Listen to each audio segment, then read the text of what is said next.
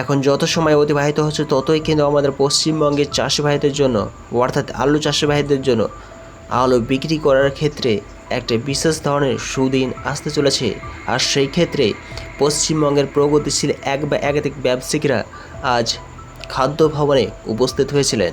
আর সেই বিষয়ে আলু এক্সপোর্টের ক্ষেত্রে বহির্রাজ্যগুলিতে আলু এক্সপোর্ট করার উদ্দেশ্যে কৃষি বিপণন মন্ত্রী দিলীপ ঘোষ কী ধরনের বক্তব্য এক বা একাধিক আমাদের পশ্চিমবঙ্গের আলু চাষি ভাইদের সামনে রেখেছেন এবং জানব সারের কালোবাজারে দূর করতে কী ধরনের তেনারা কড়া পদক্ষেপ নিচ্ছেন। এছাড়া আজ আমরা জেনে আমাদের পশ্চিমবঙ্গের উত্তর থেকে দক্ষিণবঙ্গের যে সমস্ত কোল্ড স্টোর রয়েছে সে সমস্ত কোল্ড স্টোরগুলিতে রেডি আলুর দাম কী চলছে। পশ্চিমবাংলায় আলু একটা বড় কৃষিজ উৎপাদন, যাতে হাজার হাজার চাষি, ব্যবসায়ী, অন্যান্য কৃষি শ্রমিক যুক্ত আছেন, তাদের পরিবার যুক্ত আছে, বাংলার অর্থনীতি যুক্ত আছে।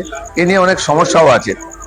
আলু চাষ এত ভালো হয়েছে এবারে, কিন্তু আলু বাইরে না গেলে সেই আলু বিক্রি হবে না, চাষিরা লাভ পাবে না, ব্যবসায়ীরাও না। তার জন্য প্রথম বাইরে যাওয়ার ব্যাপারটা যে বাধা ছিল আমরা দূর করে দিয়েছি দ্বিতীয় দিনেই।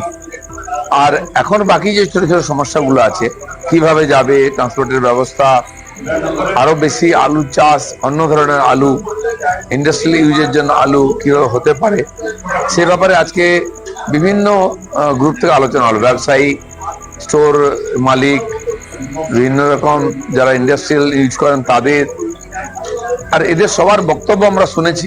যে সমস্যাগুলো আছে সেগুলো কিছু তো আমরা আজকে সমাধান করেছি, কিছু ডিপার্টমেন্টে আলোচনা করে ব্যাপারে পলিসির ব্যাপার আছে, সেগুলো আলোচনা করে পরে করা হবে এবং আবার বসা হবে। এছাড়া তিনাকে প্রশ্ন করা হয় পশ্চিমবঙ্গে সারের কালোবাজারি দূর করতে কী ধরনের পদক্ষেপ নেবেন। চাষি ভাইদের আলু নিয়ে যে রাজনৈতিক কূটমহল, চাষি ভাইরা যে দুর্নীতির শিকার হয়েছে সেই বিষয়ে কী ধরনের কড়া পদক্ষেপ নেবেন। আলু নয়, পশ্চিমবাংলায় রন্ধ্রে রন্ধ্রে দুর্নীতি, আর যারা দুর্নীতি করেছে সে যেই হোক, যে কোনো দুর্নীতি তাকে আইনের মাধ্যমে সমাধান হবে, কাউকে ছাড়া হবে না। আলুর ক্ষেত্রেও তাই হয়েছে, বহু টাকা নয়ছয় হয়েছে, সুবিধা পাননি ব্যবসায়ীরা, চাষিরা। প্রথম সেগুলো দূর করা, দুর্নীতি বন্ধ করা এবং দুর্নীতির বিচার করা, সবই হবে। আপাতত এবছরের আলু যাতে ঠিকঠাক ব্যবহার হয়, বিক্রি হয়, তার লাভ পান, সেটা নিয়ে বেশি আলোচনা হয়েছে। কিছু আছে ভবিষ্যতের কথা, সেগুলো আলোচনা করে আমরা সমাধান করবো। প্রায় দেখা যায় যে সার নিয়ে ব্ল্যাক হচ্ছে, মানে কালোবাজারি হয় সার, বাঁকুড়া এই সমস্ত জায়গায়, সেটা কিভাবে বন্ধ করা যায়? দেখুন, এই সরকার এবং তার প্রতিনিধিরা যদি তার সঙ্গে যুক্ত না হন তাহলে অনেকটা বন্ধ হয়ে যাবে। সেদিক দিয়ে আমরা চেষ্টা করছি।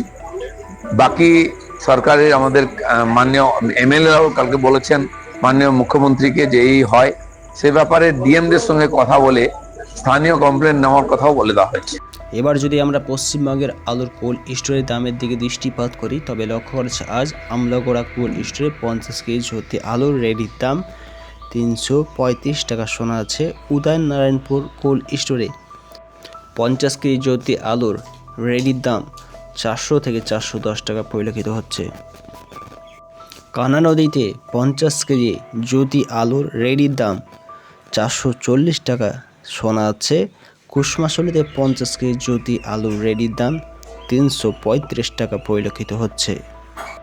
একাধিক কোল্ড স্টোরগুলির মধ্যে খানাকুল কোল্ড স্টোরে 50 কেজি জ্যোতি আলুর রেডির দাম 400 থেকে 410 টাকা চলছে। গোজার মোড়ে 50 কেজি জ্যোতি আলুর রেডির দাম 430 থেকে 440 টাকা দেখা যাচ্ছে। আলুর রেডির দাম হিসাবে চন্দ্রকোনা টাউন কোল্ড স্টোরে 50 কেজি জ্যোতি আলুর রেডির দাম 325 থেকে 330 টাকা শোনা যাচ্ছে। চকদেহি কোল্ড স্টোরে 50 কেজি জ্যোতি আলুর রেডির দাম 430 টাকা পরিলক্ষিত হচ্ছে। আর এই অবস্থায় অতি শীঘ্রই সঙ্গে সঙ্গে অতি দ্রুততার সঙ্গে সঙ্গে পশ্চিমবঙ্গ সরকার এবং কৃষি বিপণন মন্ত্রী কিন্তু আলু যাতে আমাদের পশ্চিমবঙ্গ থেকে বহির্রাজ্যগুলিতে এক্সপোর্ট করা যায় সেই বিষয়ে ভাবনা চিন্তা করছেন। চাষিরা ভালো মাত্রায় জানে আলুদের দাম পায়, সেই জন্যও কিন্তু পদক্ষেপ নিচ্ছেন।